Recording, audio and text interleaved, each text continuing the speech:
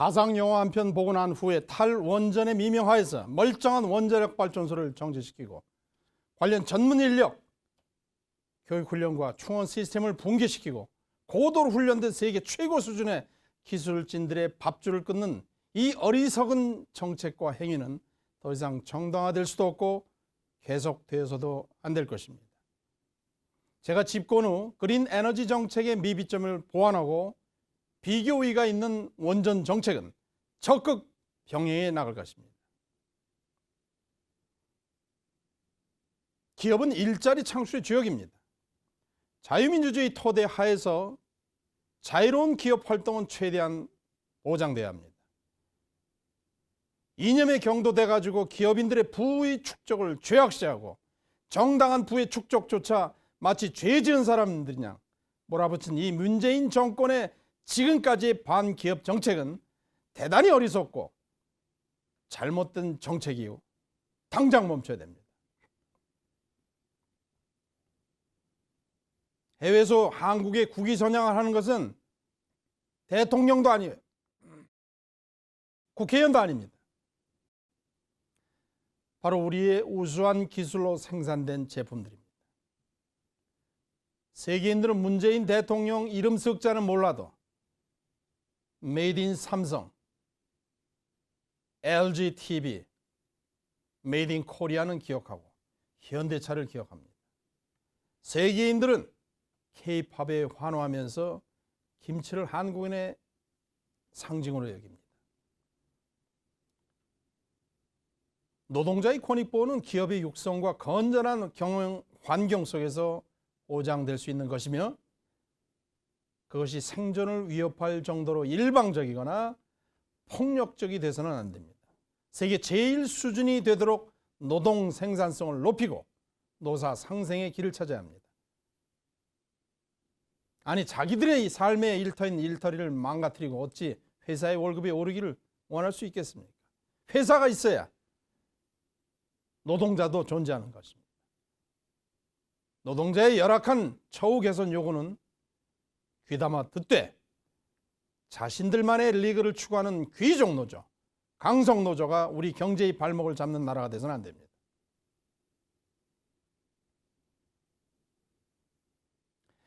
기업인을 포함해서 사회적 지도층에 대해서는 엄격한 도덕성 기준을 설정해야 됩니다. 그리고 그것을 통해서 사회가 그것을 압박해야지 법이 도덕의 영역까지 침범하는 것은 바람직하지 않습니다. 기업은 이윤 추구 집단이지 자선단체가 아니기 때문입니다. 기업인들은 기업 활동을 최대한 보장받아야 합니다. 저는 재임 기간 중에 100만 개의 장인기업 육성 정책을 펼칠 것입니다. 대기업 이하의 중소, 중견기업들이 수직 계열화되어 있고 재벌기업이 경제성장을 주도하는 작금의 현재의 한국 경제 구조로는 급격하게 변화하는 국제 경제 질서에 순발력 있게 대응하기가 어렵습니다. 아울러서 부의 편중 현상이 심화됨으로써 빈익빈 부익부라고 하는 달갑지 않은 사회 병리 현상이 점차 한국 사회에 고착화되어 가고 있다는 불길한 조짐에 대해서 저는 집권이 100만 개의 장인 기업 육성을 통해서 부의 흐름을 원활하게 하고 사회적 재화의 선순환을 유도함으로써 전 국민으로 하여금 제2의 경제도약과 경제적 풍요로움을 만끽할 수 있는 대한민국을 만들 것입니다. 각종 경쟁에서 뒤지고 사회적으로 소외된 경제, 사회적 약자들이 우리 사회 구석구석에 많이 존재합니다.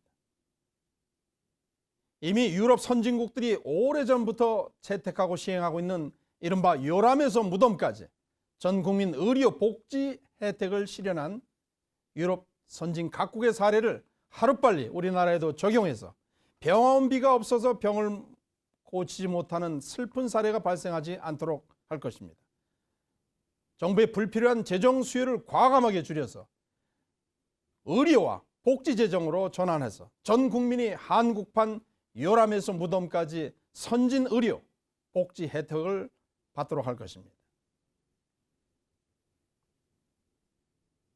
다섯 번째, 제가 집권을 해고자 하는 정치 개혁에 대해서 다음과 같은 정책을 펼쳐나가고자 합니다. 우선 저는 국민의 선택을 받아 집권과 동시에 민의를 수렴해서 국민 혈세만 축내는 국회를 해산할 것입니다. 국회의원들의 세비, 과도한 보조인력 지원 등을 과감하게 폐지하고 국회의원들을 무보수 명예직화하는 파격적인 정치 개혁 정책을 실시할 것입니다. 이를 위해서 관련 법을 신속하게 제정해서 국회의원의 불체포 특권을 포함해서 모든 특권을 폐지하고 오로지 당리당략이 아닌 국이 국민의 공복으로서 소신에 따라서 무보수로 국가와 국민을 위해서 봉사하는 진정한 나라의 일꾼들로 국회를 채울 것입니다.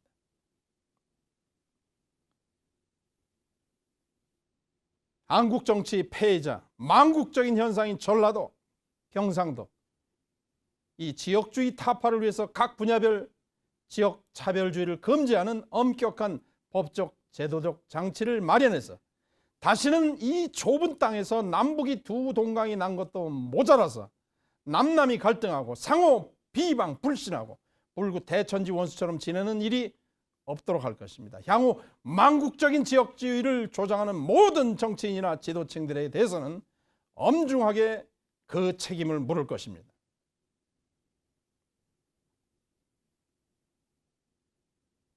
현재 한국당의 지방자치제가 실시된 지 벌써 수십 년이 지나고 있지만 아직 그 정착은커녕 그 폐해가 나날이 독보석처럼 자라나서 이제는 그만두고 볼 수만 없는 지경에까지 이르렀습니다. 이 좁은 나라에서 무슨 지방분권과 지방자치제가 필요한지 의문이라는 현장의 목소리 또한 나날이 높아가고 있습니다. 저는 집권과 동시에 최소한의 지방자치행정기구만 남겨두고 기초단체장, 구, 시의원 제도 등 불효불급한 지자체 인원에 대해서는 과감하게 혁파, 폐지 혹은 제도의 개선을 해나갈 것입니다. 국민의 세금 부담만 가중시키는 유명무실한 지자체 제도를 유지하기에 소요되는 각종 선거 예산을 절약해서 국민들의 실질적인 복지를 위해서 더 사용할 것입니다. 이번 문재인 정권 시절 대폭 늘어난 현재의 공무원 수를 과감하게 절반 정도로 줄이고 공무원들의 노동 강도를 높여서 탱자탱자 먹고 노는 계층이 공무원이라는 오명을 더 이상 국민들의 입에서 나오지 않도록 하겠습니다. 대신 성실하고 능력 있는 공무원들에 대해서는 파격적인 승진 보상 체계를 마련해서 공무원들의 사기를 진작시켜서 국가 발전의 원동력이 되도록 하겠습니다. 부정과 부패에 연루된 공무원들에 대해서는 지휘 고하를 막론하고 초가중 처벌하는 가칭 공무원 범죄에 대한 가중처벌 특별법을 만들어서 국민의 공복으로서 국가 발전의 견인차 역할을 하는 새로운 공무원 사회를 정립하도록 하겠습니다.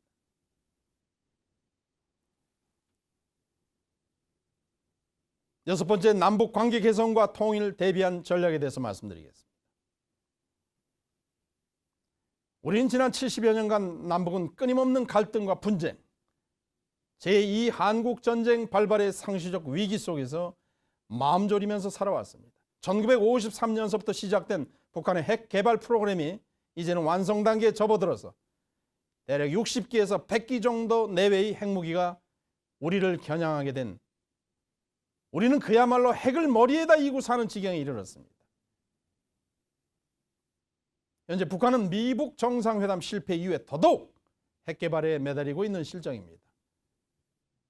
그전 좌파 정권이었던 김대중 정권 시절에 북한은 핵 개발할 의지도 능력도 없다고 이렇게 김대중 정권 시절에 얘기를 하다가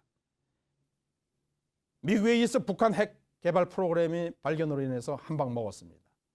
또 다른 좌파 정권인 노무현 정권 시절에 이번에는 대통령이 슬쩍 말을 바꾸어서는 북한의 핵 개발은 자유용이다, 자위용이다 이렇게 하더니 이제 문재인 정권에 있어서는 아예 북한 눈치 보기, 귀 맞추기 이런 것으로 전전긍긍하는 굴욕적인 자세로 아예 바뀌어버렸습니다. 사정이 이렇다 보니까 그동안 세 차례에 걸친 이어진 좌파 정권들은 한반도 평화라는 미명하에서 온갖 유화적인 대북 정책으로 일관하고 대북 저자세 정책, 국민 세금 퍼주기 정권이라는 비난을 면치 못했습니다. 문재인 정권 들어서는 아예 김정은 심기, 김여정의 말 한마디에 대북 전단 금지법을 만들고 설설 기는 등 북한에 대한 저자세 국민 대북 정책으로 국민들의 자존심에 대한 심대한 상처를 입히고 북핵 문제는 전혀 재건하지도 못한 채 이제 대한민국은 언제든지 북한에 의한 핵 공격 공포 속에 살아가는 가여운 처지가 되고 말았습니다. 이는 기존 좌파 정권들의 대북 접근법이 심각한 하자가 있었다는 방증입니다. 그동안 좌파 정권의 공통점은 북한이 핵무기를 개발할 시간을 벌어줬다는 것입니다. 이제 그 북한의 핵무기 보유를 인정하지 않을 수도 없는 처지가 되어 버렸습니다. 북한으로 하여금 핵무기를 포기하게 하기도 힘든 심각한 딜레마에 우리가 지금 처해지고 말았습니다. 이제 북한 문제는 우리 시대가 풀어야 될 난제 중에 난제가 되어버렸습니다. 저는 집권과 동시에 다음 사항들에 대해서 북한 수뇌부와 담판을 벌여 이 문제를 풀어나가고자 합니다.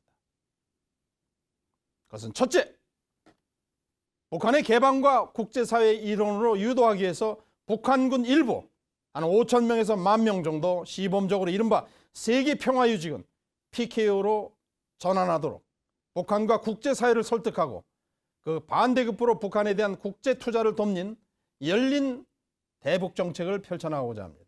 북한 노동당 정권은 그들이 한 헌법에 해당하는 이른바 노동당 당규 1호에 대한민국을 포함한 한반도 전체를 공산화하는 것을 그들의 제일 목표로 설정을 해두고 그간 끊임없이 민족의 반쪽인 대한민국을 괴롭히고 동족 간의 전쟁까지 저지른 전력을 가지고 있습니다. 지난 70년간 얼마나 많은 남북한 사람들이 제2 한국전쟁의 공포 속에 수많은 낮과 밤을 보냈는지 모릅니다. 그릇된 정치 이념과 허황된 민족 해방이라는 허구뿐인 정치 구호에 사로잡혀서 민족의 가슴에 총뿌리를 겨누고 끊임없이 분쟁을 일으키고 선량한 인명을 살상하고 시설을 파괴하고 참 같은 민족이라는 게 믿기지 않고 전생에 무슨 왼수진질이 있어서 이렇게 사악한 행각을 계속하는지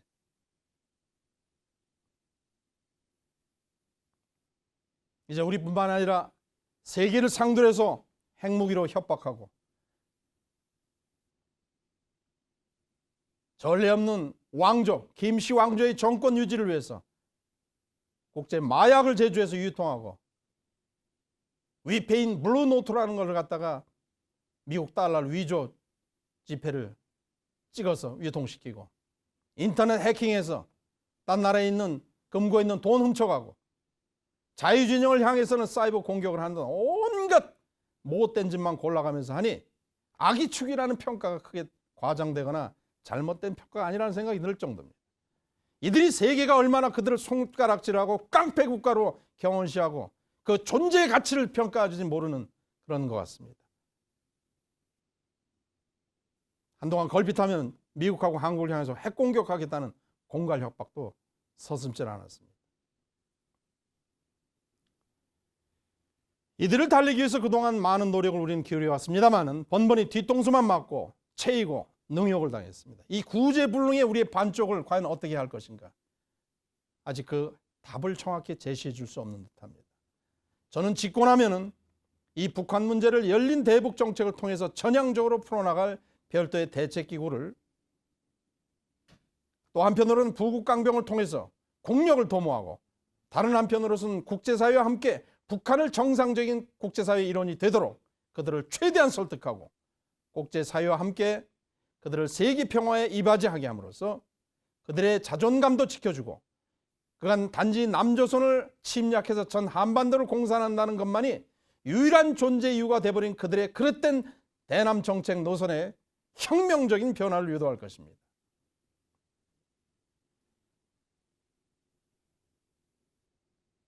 이러다 보면 북한군들이 평화유지군으로서 국제사회 일원으로 활동하다 보면 자신들이 그동안의 대남 적화 노선이 얼마나 부질없고 좁은 시각이었는가를 그들 스스로 깨닫게 될 것입니다. 아울러서 국제평화유지군으로 활약하는 동안에 유엔으로부터 지급받게 되는 일정의 군인 급여는 북한이 경제난을 극복하는 결정적인 기여를 할 수 있을 거라는 일거양득의 윈윈 전략이 될 것입니다. 이전 좌파 정권들이 햇빛 정책이니 달빛 정책이니 한반도 통일 문제에 대해서 감상적인 접근법으로 일관했습니다. 결국 북한으로 하여금 핵무기 개발할 시간만 벌어주고 하늘아래 가장 포악한 독재 정권의 연장을 도와줬을 뿐입니다. 저는 이제 단연코 이런 비현실적이고도 몽상가적인 나약한 대북 정책을 지속하지 않을 것입니다.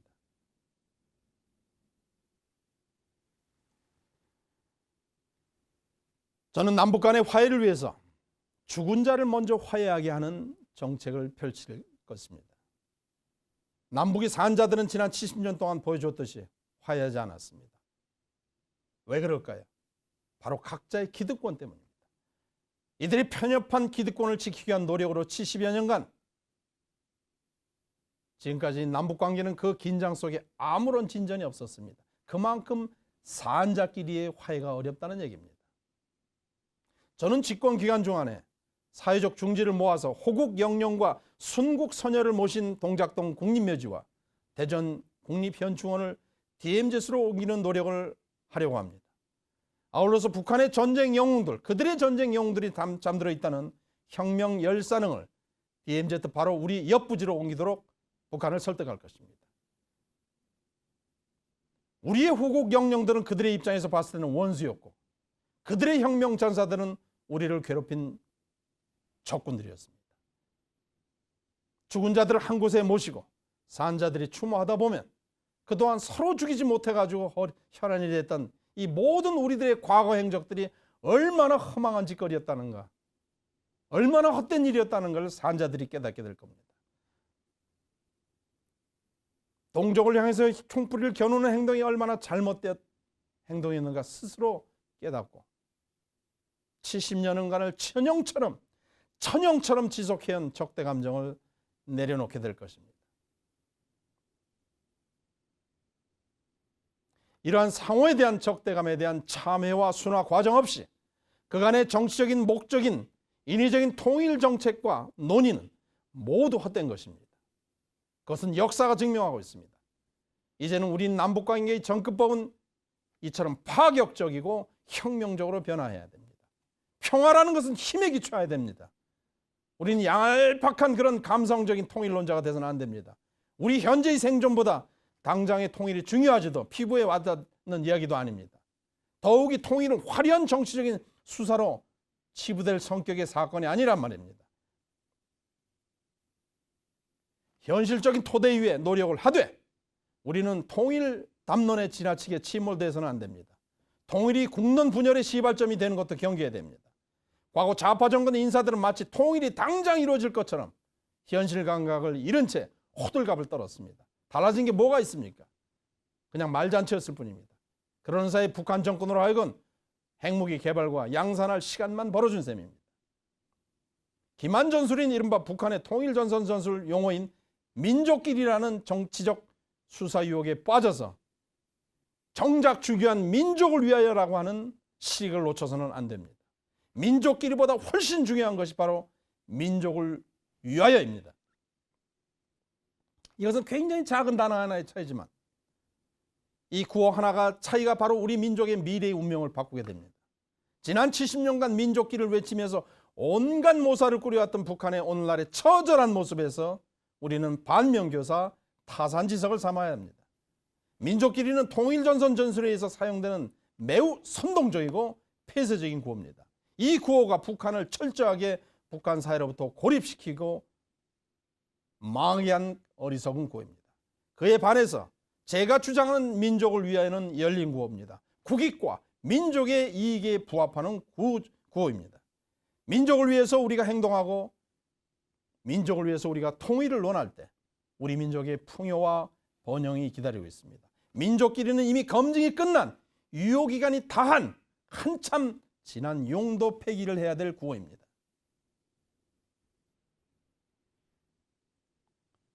세 번째, 저는 집권 기간 중에 북한의 남북 북핵에 대해서 남북 공동 관리를 추진하겠습니다. 한반도 비핵화라는 얘기는 이미 허공에 떠도는 메아리가 된 지 오래입니다. 현실적으로 북한의 비핵화, 즉 북한이 보유한 핵무기 제거가 어렵다면, 또 그것이 우리와 국제사회를 현실적으로 위협하는 요인이라면 이제 그 접근법을 달려야 됩니다. 저는 집권하면 북핵이 남북 공동 관리를 추진할 생각입니다. 지금 관점에서 보면 다소 현실성이 떨어져 보일지도 모르지만 북핵을 남북이 공동 관리할 수 있다면 북한에게 대한 국제사회의 우려적 시각도 변할 수 있을 겁니다. 충분한 논의를 거쳐서 차기 정부 주요 국정 과제로 세울 겁니다. 칼이라도, 같은 칼이라도 요리사에 주어진 칼은 강도에게 주어진 칼과는 전혀 다른 용도로 쓰여집니다. 국제사회를 위협하는 북한 핵무기에 대해서 남북의 공동 관리 체제는 국제사회로부터 훨씬 더 적극적인 호응을 얻을 수 있을 것입니다. 물론 일본은 겁내하겠죠. 아마 필사적으로 이걸 막으려고 할 겁니다. 이 북핵 문제가 더 이상 미국과 국제사회를 위협하는 요인이 되는 분위기가 된다면 북한핵은 한반도를 넘보려는 주변 열강과 외부의 불순 세력들에 의해서 견제 장치가 될 수 있을 겁니다.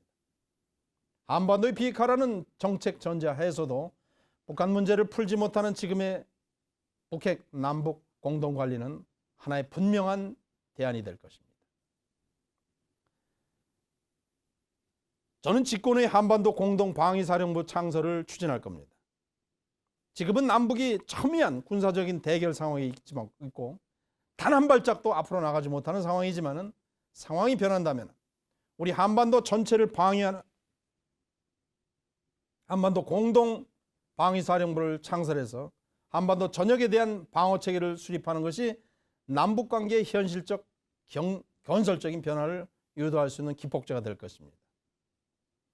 예를 들어서 북한의 조선인민군 대대병력과 한국군 대대병력이 한반도 방위사령부에 편성을 해서 한반도의 전략적 거점을 공동으로 순찰하고 공동으로 방어하다 보면은 이게 국제사회에 상당한 메시지를 줄 수 있을 겁니다. 아울러서 한민족의 미래에 대한 매우 긍정적인 메시지를 남북 상호간에 줄 수 있을 겁니다.